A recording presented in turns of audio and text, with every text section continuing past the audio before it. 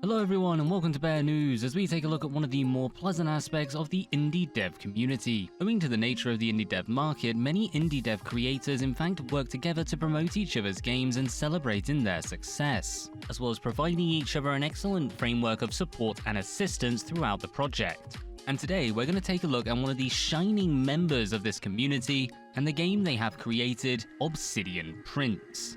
Now initially we'll be taking a look at the game, but do stick around for our look at the developer and just what they've been doing on their social media. So to start with, just who is the Obsidian Prince? The Obsidian Prince is a character in the game that has cheated death, and in doing so fragmented the fabric between dimensions, releasing unimaginable horrors upon the world. The aim of the game is to send the Obsidian Prince back to the underworld and repair the damage that they have inflicted. Throughout the game, you will play as one of the many chosen ones, a series of heroes that will give their life throughout this tactical roguelike game so as to ease the burden on those that follow. And just within that opening, we now know plenty about the game and how it works. So with that said, just what is Obsidian Prince? The game is a roguelike featuring a campaign map, as well as randomized dungeons in which you will embark upon to gain loot, defeat enemies, and progress the story of the game, taking what you find within the dungeons back to the campaign world to help develop it further and rebuild what the Obsidian Prince has destroyed. While within the dungeons, you will have to fight enemies via a turn-based tactical system, with the difficulty of each dungeon increasing as you delve ever further into them. Now the turn-based nature of the game is in fact a dual turn system. Now both you and your enemies will enact simultaneous moves, meaning that for every move you make, the enemy will make one too, requiring you to plan each of your moves to account for the movement of your opponents as you do so. And of course, the hero you are playing will greatly impact the moveset available to you, with various classes of hero moving from melee-focused warriors through to candle mages, who will set the entire dungeon ablaze. Now something very interesting to note is there are multiple ways to develop your character within this game, including a backstory system. This backstory will develop throughout your play and is designed to reflect the feats you have accomplished with each of these heroes, recruiting them with a unique potential based upon the challenges they have faced within their childhood. You are then able to decide their training to further impact their abilities before then taking them upon your adventures to yet develop them further. Now while on campaign, you'll be able to expand the overworld, allowing you to develop new areas and gain various bonuses to your characters by developing the amenities that had been lost thanks to the Obsidian Prince's return. Now the style of the game is most certainly a retro one, being entirely pixelated, not just in terms of the actual unit models or environments that you will find yourself in, but also in regards to the text itself, with gems and keys being a serious point of consideration as you embark upon each dungeon, and a soundtrack that should have every gamer crying for the day they left their NES.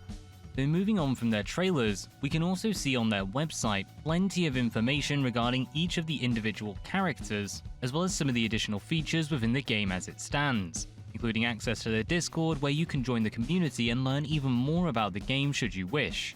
And not to mention the streams they've been doing to showcase some of the new features and skills as well as show off the development at large.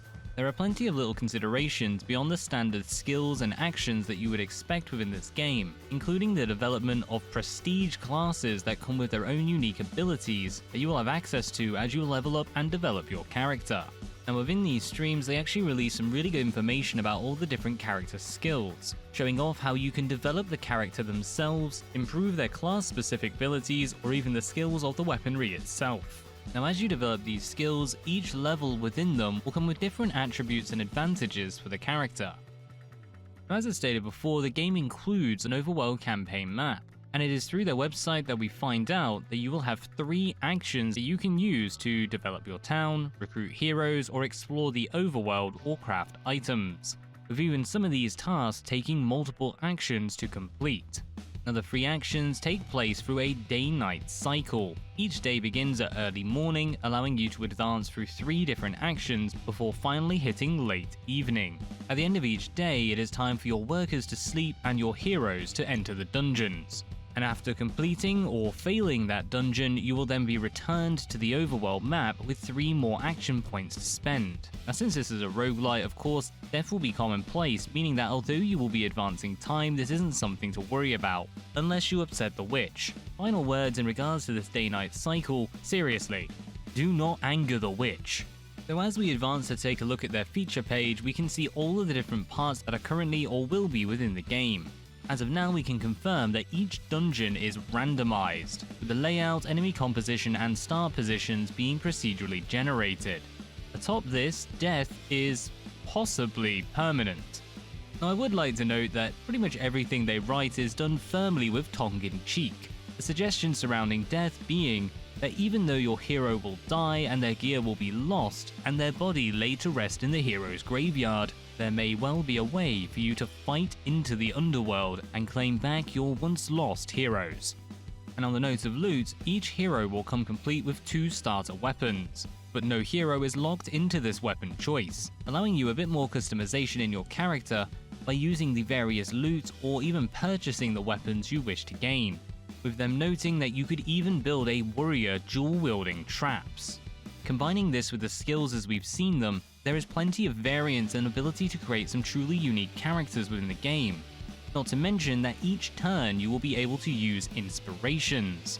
The inspirations take the form of a deck of cards, with at the beginning of every turn, the player drawing 3 of these cards, and then triggering them by using their corresponding abilities. Now each level you will be able to select a new inspiration, though it does note that one should choose wisely as you don't want to clog up your deck, which I find extremely interesting as it suggests rather than a deck customization option, you simply keep developing the deck with every card you gain and simply have to deal with the fact that as you move on in later levels, you're going to have plenty of cards in it, some of which may honestly not be so great. It is a interesting balancing method, though as someone who got heavily into card games, I can honestly say that may become infuriating for me.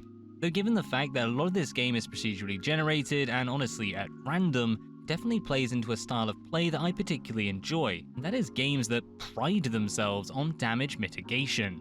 Since you are going to have cards and they are going to fill the deck, you'll have to ensure that you select cards that you are more likely to use or gain from in the majority of situations, with even powerful cards simply not being selected as they may well be a little too situational to have the potential of being drawn when they're of no use at all. Though in drawing back to the overworld, there was something I was rather surprised to see, and that is that as you explore and expand, you'll be able to discover dozens of handcrafted areas to add to your kingdom, all of which are gained through unique events where you will get to pick the approach, allowing players to find new allies, uncover hidden dungeons, and help the inhabitants of wherever it may be by solving their quests.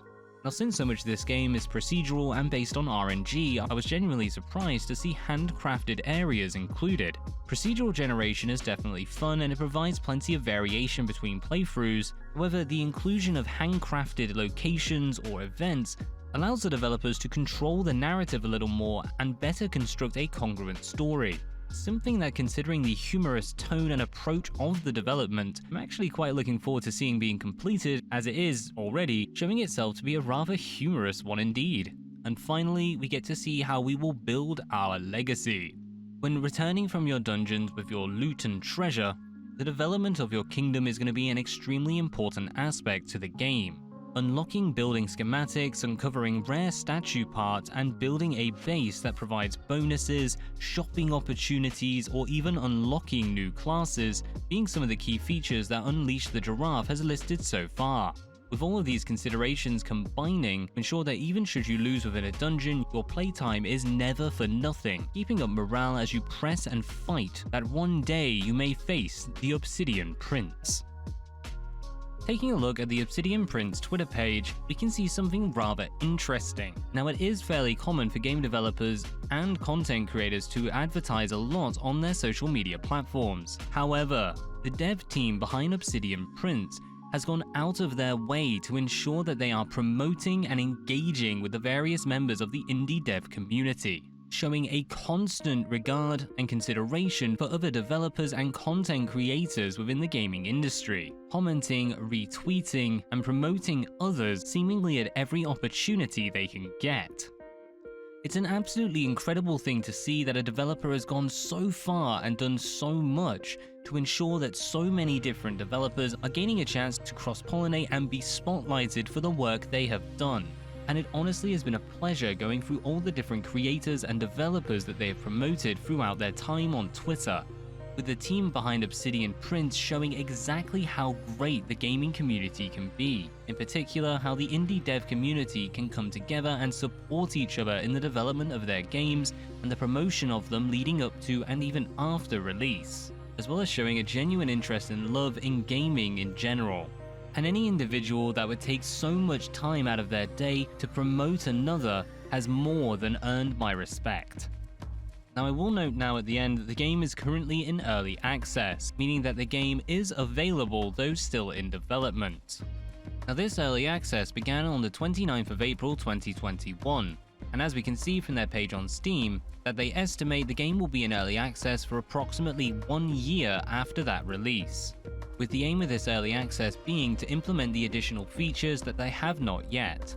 Now they have not provided an extensive list of features they have yet to add, though they have included such notes as more bosses, more tile sets, locations, campaign story, unlocks, quests, treasure maps, resource mini-games, more buildings for the overworld, Steam achievements, lore, and more to come. The early access as it stands does have endless mode, which is fully implemented and playable, and though there is a playable version of the campaign mode, it is still lacking many of the features stated previously, with the potential for daily runs even being in the works.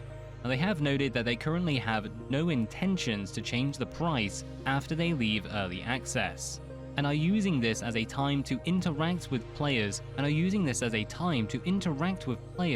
and create the best game possible. And taking a look at the game as it stands within early access, we can see that not only plenty of the work has been done in particular regards to the artistic and UI elements, really bringing the game to life and providing plenty of polish to a game that quite frankly was looking pretty darn good to begin with.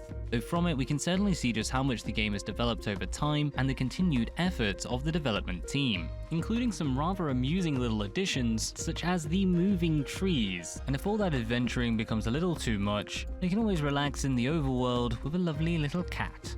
Something that no one asked for, yet somehow is something we all needed. Now I should note the developer has been quite amusingly transparent, sharing their ideas and development as they go, not only on their social media but also on their YouTube page, where they have included videos showing off some of the developments as they've come, as well as the considerations that have gone into the game. Not to mention the sheer ability that Cold has on inspiring a developer as they go. So there you have it. Everything you need to know about Obsidian Prince, as well as a chance to pay back Unleash the Giraffe for all the great work they've done in promoting so many other members of the indie dev community. But what do you think? Which heroes intrigue you the most? And just how long do you think you'll last in the adventure to meet the Obsidian Prince? But until then, as always, peace out.